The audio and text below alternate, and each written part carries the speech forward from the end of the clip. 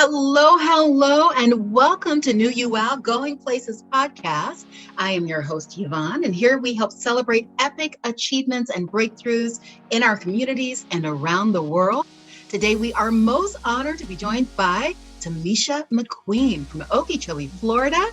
She is a mother, entrepreneur, motivational speaker, and author. Thank you so much for joining us. How are you today? I'm wonderful. Thank you for having me. How are you? Wonderful. It's so excited to have you with us. Ladies and gentlemen, we are in the presence of greatness. Miss Tamisha is on a journey to shine and on a mission to change lives. So to get us started, could you tell us something about yourself that most people don't know? A little hidden gem. I love to journal. Nice.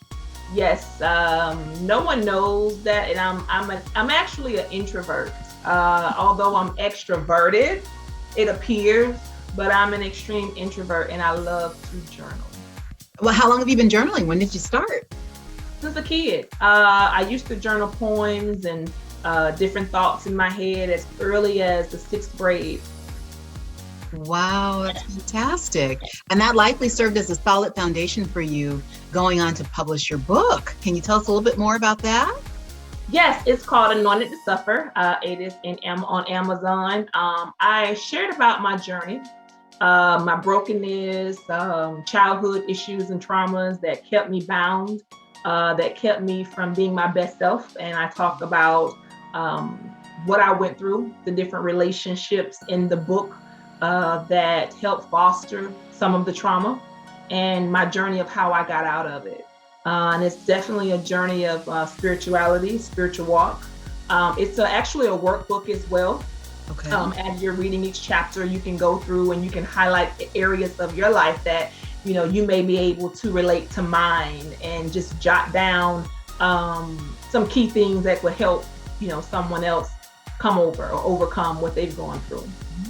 That is fabulous. And I can personally vouch for the effectiveness and the wonderful elements that come from this journey for you, because it is amazing. Anointed to Suffer. Make sure you grab your copy. Can you tell us a little bit more about how long did it take you to write it? What was that process like for you as the author? Oh gosh, it took me a whole year to write the book. I had a wonderful publisher, Thea Harris Publishing Company. She was absolutely amazing. It took a year to finish it, but it took me almost 4 years to publish it. Wow. Yes, that was a journey in itself. And I just didn't understand why there were so many stumbling blocks. Mm-hmm. But I wrote the book while I was in pain. And I asked God, why is it taking so long to publish the book? And he said, because I need to grow you to that area of the end of that chapter. Because I was still writing during my pain. I wasn't fully healed. I didn't fully walk in forgiveness like I thought I had, like I had been writing about. And he said, before I let you publish a lie, I want to get all of that stuff out of you so that once it's published, you can say, I have hit this last chapter in my book because now I'm whole. So it was a process in itself to get published. That is magnificent. And we appreciate your candor, your honesty, because it seems like with social media, there's an obsession with only showing the good and not showing the real. And, we want everyone to understand it's okay to have those moments, to have those days, those years where you're looking for an epiphany, you're looking for the healing. But the thing is to not give up, to know that it's so worth it and the lessons that come from it. So speaking of that, why don't you take us back to the beginning a little bit? Tell us when you were first bitten by the entrepreneurial bug and what led to your decision to follow through on that.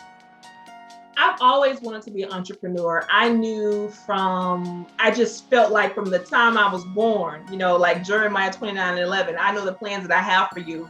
And I just believe that those plans for me to be an entrepreneur was God's plans. As far as, my God, as early as grade school, I've always wanted to work for myself. And my mom actually She's the motivation for me becoming, owning my own tax business. She used to work for this company called Lucky Finances in Atlanta. Okay. And it was her and a bunch of other successful brown women. They worked in a finance company, and they always wore these elaborate clothes, these nice shoes, their briefcases. And I always embraced that. And through the struggle over the years, I've learned more about my craft, about wealth, because you're the first partaker, of this. It took years of me messing up my own credit. It took years of me not understanding value and wealth, not understanding money, to really, I can say, really be grounded and become an entrepreneur. So now that I am a tax preparer, I specialize in finances, credit repair, helping women build up their financial portfolio. And just watching my mom and seeing women in business and finances doing that just, I was smitten. And it took me a while, took a good minute to really step into that purpose, but I did it. Mm-hmm. Fantastic. And that so resonates with us, because what we sometimes forget is, while we're living life, you never know who's watching.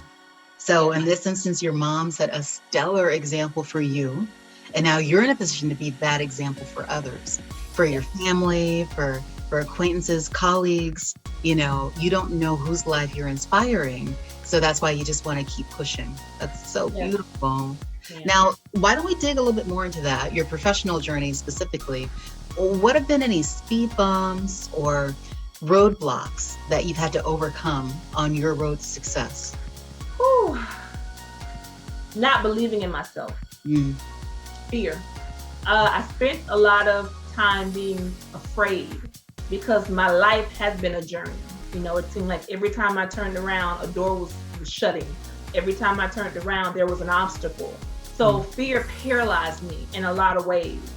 And I started doing taxes back in 2003 at Jackson Hewitt. Okay.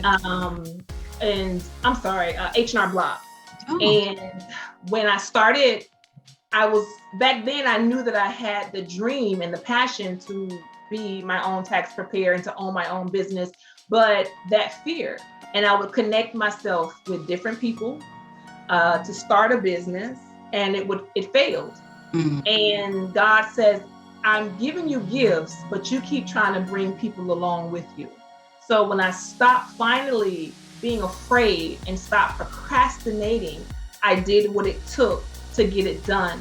And that's how the business was birthed. But fear and procrastination was my stumbling block.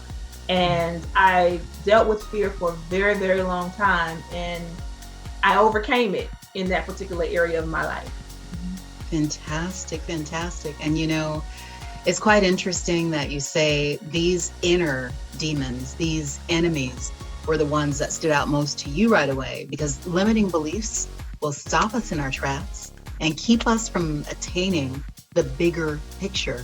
If we were to put fear on the shelf and push through, that's where the beauty happens. That's where amazing things come about. And we can't wait to see what else is on the horizon for you. Curious, you said that's when you did what you had to do. So what were some of the elements that for you worked to get past the fear and do it anyway? I had to first ask myself some very important questions. Why? Why are you afraid? I had to dig really, really, really deep, and I had to get real with myself. And it was because I never really believed in myself. Everybody else believed in me. I've always been a giver. And sometimes, unfortunately, when you give too much, people, they take. And they take because that's all you think that you have to give. And when I realized that I was stopping my own self, then I made the conscious decision to just take a leap and to do what I needed to do to put myself in the position to be not only a tax preparer, but the owner of my own business. But it was me that kept me from getting to where I need to get to. And when I started asking myself those tough questions, why, and really start doing the internal work on myself, then the external work was a lot easier. Fantastic. You know, Tamisha, you are speaking our language. It's unfortunate that a lot of people avoid asking the big questions because the big questions have the tough answers. And sometimes when we look in the mirror, we don't like what we see, but that's because we're confining ourselves to what's there today. But if we open ourselves to the possibility of what's waiting for us tomorrow, like you said, take that leap, do it quick, Yes. because Yes. all we're doing is holding ourselves back from those miracles. So, wow, that is wonderful. Um, Curious, what would you Mhm. say, or who are your top three inspirations? Ooh, my husband. Outside of God, of course, He's the head of our lives. My husband, it took an extraordinary man to love a broken woman, such as myself, and stay and build me up to where I am now. I equate and I give him so much credit for where I am because it was his love that kept pushing me. Even when I pushed back, even when I pushed him to leave, even when I wanted to convince him that um, I wasn't worthy enough for him because of my own insecurities, he loved me anyway. Mm. I would say my daughter, she's 9, and my daughter, she pushes me every day. She's a mini me, and she won't let me get up. She makes me reach my deadlines. She's that voice of reasoning. Now, mommy, you said that you was going to do this, but you're laying down. So she gives me that confidence that I need. And I know this may sound silly, but the little girl in me that I just put to rest recently is Mm. also my inspiration. Okay. I just recently buried her. She gave me the confidence that I needed to go forth. And once I put her to rest, I was able to birth the woman that I am today. So I would say those are my three inspirations. Okay. Doesn't sound silly at all. And we definitely see in your daughter the element of the apple doesn't fall far from the tree, you know. I think she's got two great examples in her life of what it means to push, to continue to propel, and, to take life as it is by the horns and Yeah. make it amazing. And, the fact that you and your husband work as a team, that's vital because the power of love is truly unstoppable. And when you have that gift in your life, you don't want to let it go. So that is fantastic. Thank you. Now, we know that you've done a lot of great things up to this point, many more to come, of course. But so far, which accomplishment would you say you're the most proud of? What's brought you the most joy? My daughter. Um, I didn't want any children. I didn't want any children because I was very broken as a child. My mother and I, we have a wonderful relationship now, but there was a time when we did not. Mm. And she did the best that she could. She didn't raise me, my grandmother did.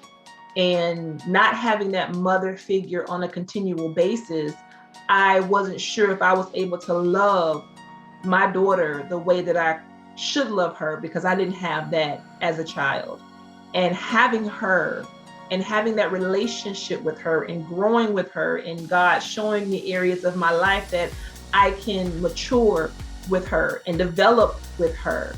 I think that is the best accomplishment that I could ever have. She taught me how to love. She taught me how to love unconditionally. Mm. And because of her, I was in return able to truly love my husband the way that he needed to be loved. And she is despite being a published author, despite being a college graduate, despite owning my own business, because all of these came with its challenges. Having my daughter is my biggest accomplishment that I think I will ever announce. That's fantastic. And, the fact that you recognize it for what it is, like a gift that just keeps giving. Because as she grows and matures, and as your bond gets ever closer, is true. That creation of life and that relationship is so much more than we often give thought to. So that's Yes. wonderful. Now, realistically, the world is in a pandemic. And if, any of us would have been told 3 years ago, this would be the current status, we'd likely shake our heads in disbelief, run the other way, not want to hear anything more about it. But now that it's upon us, there's no denying it. So a lot of people, day in, day out, are dealing with heightened levels of fear that you referenced, anxiety. What have you found to be effective ways of coping with this new normal? I'm excited about the pandemic. I'm excited about what has come through this, and being quiet and not being able to go anywhere and not being able to do anything. I found solace in that. I found new ideas. I found new avenues that where God was trying to lead me, because I wasn't so busy. Prior to the pandemic, I was everywhere. You're so busy, the hustle and bustle. But when you're made to sit down and you're made to focus on you, focus on your destiny, and most importantly, focus on God, the sky is the limit. So this new normal, I am embracing. I'm embracing everything that is to come from it. I believe that it was a setup for some of us. I believe that I became my best self in this pandemic. And it's a blessing. It has definitely been a blessing to me. So I'm just embracing this pandemic, and I am just absorbing what's next in this pandemic, Wow. Yeah. I mean, that is such an above level view, because you think about the whole glass half full, half empty. You're going to have some that are going to focus only on the negative. But what you just described, there's so much that came out of this that you're right. It gave many a new lease on life. And I can certainly relate to what you're talking about with I call it running around like a chicken with its head cut off. That was me before. And I remember praying for just one day a week where I didn't have to leave the house. And then all of a sudden, there's the news that you can't leave your house ever. And I was like, whoa. Yes. So again, much like you, I feel very blessed to have my husband as my best friend. So we didn't have to go through the hurdles of trying to get to know each other again and figuring out how can we survive in a house together without being able to get out the door. But, the discovery that it gives us to spend time with you and to connect as a family.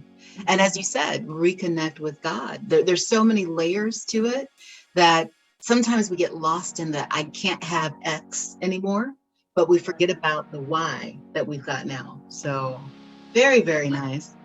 And when you do feel like you're running on empty, what do you do to reset? Is there any advice that you can offer to our listeners? I stop. When I need to reconnect, when I need energy, I just stop. I stop. I've learned to stop. I've learned to rest. I've learned to take my me time. And that stopping is shutting my doors, shutting off my phone, getting on my couch, snuggling up, Netflix and chill, reading a good book. I stop.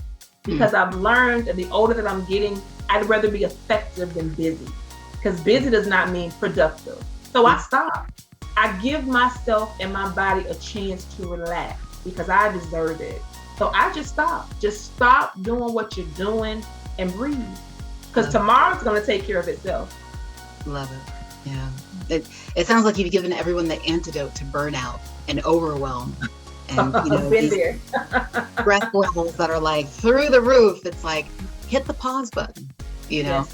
And, it seems like as women, what we tend to do is think, well, if I take a break, who's going to do this? And how's that going to get done? And you know what? It gets done.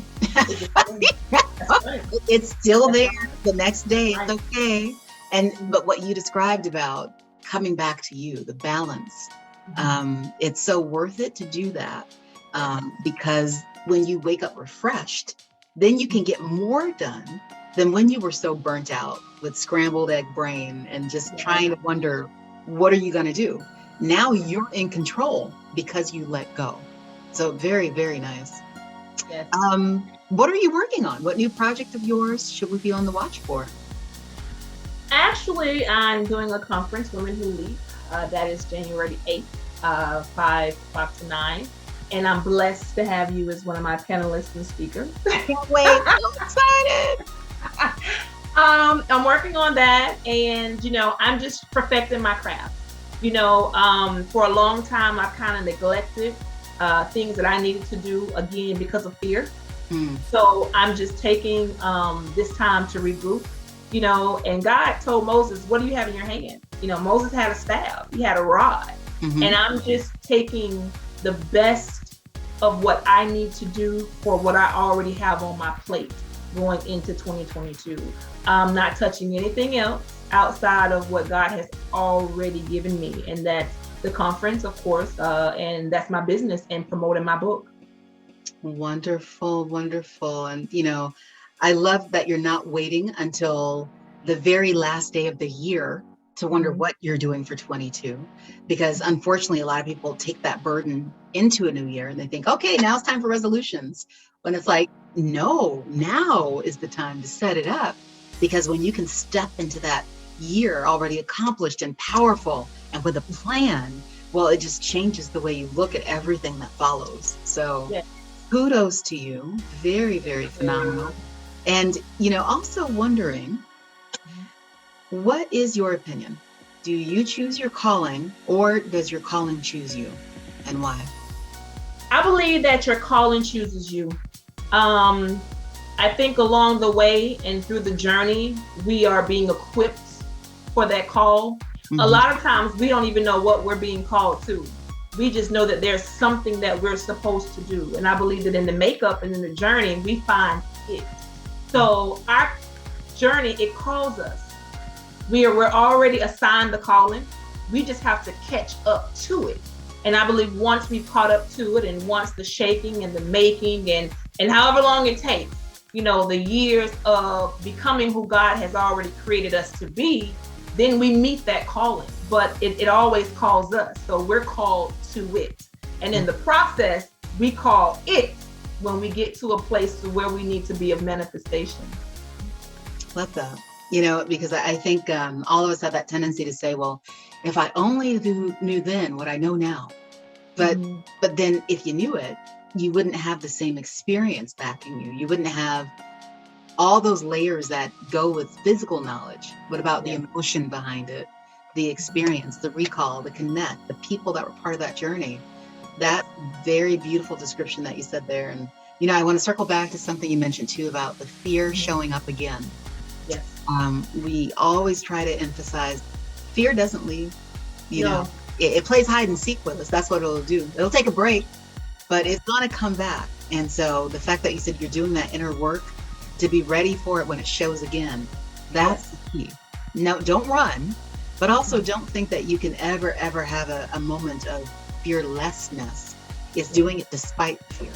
So you have definitely demonstrated you are well on your way to making your mark in history.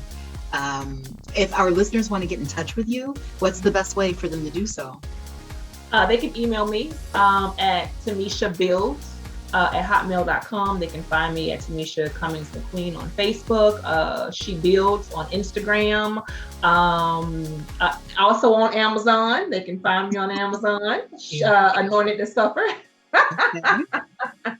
But those are the avenues they can contact me. Okay, and we're going to include all that information in our description as well. So with one click, they can be in touch. The last question, it's been such a wonderful journey having you here with us today. Thank you. This one's a little more hypothetical, but let's say that you could journey back in time 20 years and you had just 2 minutes to speak to your younger self. What are you saying? Focus. I would tell my younger self to focus. Don't get distracted on things that are not leading you towards your purpose. And I would tell myself to love yourself in spite of. And I would leave with telling myself that you are worthy. You're worthy. Over the years, I never thought that I was worthy because of everything that I had went through in my life. Maybe I deserved it. No, I was anointed to suffer. I was anointed to suffer the things that I suffered. So I would tell myself to focus, don't get distracted, and that you're worthy. Fantastic. Wow, amazing. And, the real intent of that question is for it to be the gift that you take with you. So 20 years from now, you Mhm. continue to listen to that, to realize that, doing that is going to get you even further than you are right now. And you've been a fabulous gift. All your insights, your wisdom that you've captured early on in life that you've been able to share, and knowing that touching the heart of just one listener can save a life. So we so appreciate it. Is there anything else that you want to share with us before we wrap up? Just thank you. Thank you for having me on this platform, and continue to inspire women. Continue to open up your podcast for those that need a platform, and continue to be beautiful. Oh, likewise, dear. Ditto. And I will say it takes one to know one. So Yes. the things we have to remember is, yes, we are individually powerful beyond belief. And you add God in the mix and it goes to a whole new level. But we can't lose sight of the collective strength in numbers. That when Yes. we come together, that power becomes something else altogether. So we just want to remind everyone out there to Yes. tell the ones you love exactly how you feel. A day isn't guaranteed. And make Absolutely. sure that what you do have, you make it amazing. But we thank you for joining us. And Thank you. Miss Tamisha McQueen, thank you for passing through. Yes. Everyone, love and safety. Till next time. Till next time. Thanks so much for watching. Be sure to share this video and like, comment, and subscribe. You can find us on Instagram, Facebook, and Twitter at New You Wow. Until next time, stand tall in your power and remember, your belief in yourself is your superpower.